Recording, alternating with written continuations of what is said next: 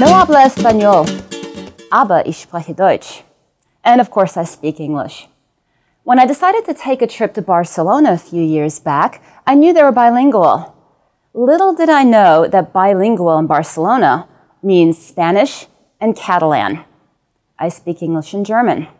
That made for some very, very interesting adventures. When I first arrived in Barcelona, I went up and down La Rambla. It was the main tourist drag. There were so many people, I heard so many different languages, and they sold everything from bottled water to postcards to paintings to birds, believe it or not. Well, I got hungry, and eventually I ended up in a tapas bar. Now, ordering tapas when you don't speak the language was actually fairly easy, because at a tapas bar in Barcelona, they show plates of the food that you're going to be ordering, so all I had to do was point. It turned out that in most of these tapas restaurants, there was usually one waiter that spoke English, and that was okay. Until Jose. Jose sat down next to me, and he was obviously speaking Catalan. Then he turns around and starts speaking to me. I had no idea what he was saying. He realized that, got the one English-speaking waiter, and had him translate a couple of words back and forth. But still, he would talk for about a minute at a time, and the waiter would come back with one sentence. Well, finally, he wanted to introduce himself. He pulled out his passport, pointed to his picture, pointed to himself, and then pointed to the name, Jose. Well, after we left that particular tapas restaurant, Jose grabs my hand, and I think he decided that he was going to show me the nightlife. We ended up at the Plaza de Catalunya, and we ended up having another glass of wine. And Jose kept talking and talking and talking, literally a mile a minute.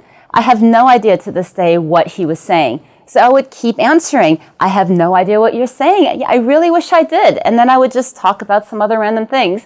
But we looked like we were carrying on a fairly good conversation. After our glass of wine, we went back on La Rambla. Well, at this point, Jose decides that he's going to give me a hug every couple of minutes. And I was starting to feel a little bit uncomfortable. Well, there was no way that I could tell him in language that I was leaving, so I pointed to the next hotel, tried to make it clear that that was my hotel, and it wasn't actually. And then I went into the hotel, and then I thought, okay, I'll just wait until he leaves, and then I can keep going into Barcelona. Well, he didn't leave for 5 minutes, for 10 minutes, for 15 minutes. I'm just looking out the window. 20 minutes later, he's still there, taking turns staring at the door and looking at the windows to see if I was going to be coming out. Well, he finally left. He went that way, in the direction of my hotel. So I went that way, and I ended up at the Barcelona harbor. It was a full moon. It was absolutely beautiful. So I decided the next day I'm going to have to go back to the harbor and take some more photos during the daytime. It was very, very crowded, and the arches of the Barcelona Bridge in the harbor are very, very unique.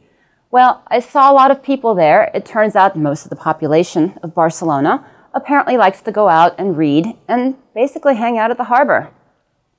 As I was taking photos, all of a sudden, somebody else starts falling in step with me. I'm thinking, oh boy, here we go again. Well, it turns out that this man, his name is Mark, he spoke Spanish and Catalan. I speak English and German. I was thinking, yeah, definitely, here we go again. Well, it turns out that he's from Morocco, and I dug out the little bit of high school French that I had left over, and I speak très peu, very, very little. Well, it turns out that as a Moroccan, he spoke French. And we sat and we talked for a while, and then he decided that he was going to give me a tour of Barcelona, and I'm thinking, do I really want to follow some stranger all the way through a strange city? Well, he took the map out of my hand that I was holding, opened it up, pointed to the harbor where we were, and then pointed to La Cattedrale. So he was going to show me where that was. And I said, okay, fine. So I followed him. We ended up there. As soon as we ended up at the cathedral, he almost shooed me off and said, go take your photos. I'll be over there. He took out his newspaper and read. Meanwhile, I circled the entire building, took a lot of photos.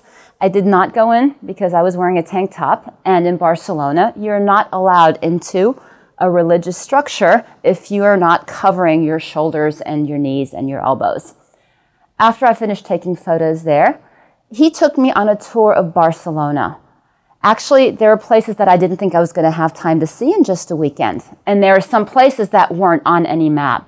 For example, we walked by a railroad station. The roof was designed by Gaudi. I would have never seen that if I would have just been wandering by myself. We actually ended up at a park where we saw the Arc de Triomphe, which is a replica of the French Arc de Triomphe. I never thought I would make it there either, because looking at the map, I thought that was a really far way away. So I ended up basically with a 6-hour tour of all the sights of Barcelona. And Mark kept saying, I wish that I could tell you so much more about that. I wish I could tell you. And I kept saying, I wish I could understand you. But at the end of the day, we managed to communicate just fine. Although I did have a friend ask me later on, did you get his phone number? And I said, well, if we could barely communicate in person, how's that going to work? Well, again, it was the evening, and he wanted to show me one more monument in Barcelona, La Sagrada Familia. But then he showed me where it was on the map, and it was going to be at least an hour walk, and it was getting dark. After my experiences with Jose, I decided that I wasn't going to follow a strange man all the way through Barcelona. I did see it the very next day. I took off on my own, and I saw La Sagrada Familia, which has been under construction for dozens of years, and it doesn't look like it will be done anytime soon. But it is one of the main landmarks of Barcelona. Now, I was only there for a long weekend, and you might think that wasn't enough time, but thanks to Jose and thanks to Mark, I really got a sense of the culture of the place, and I'll go back in a heartbeat. But I might want to take Spanish lessons first this time.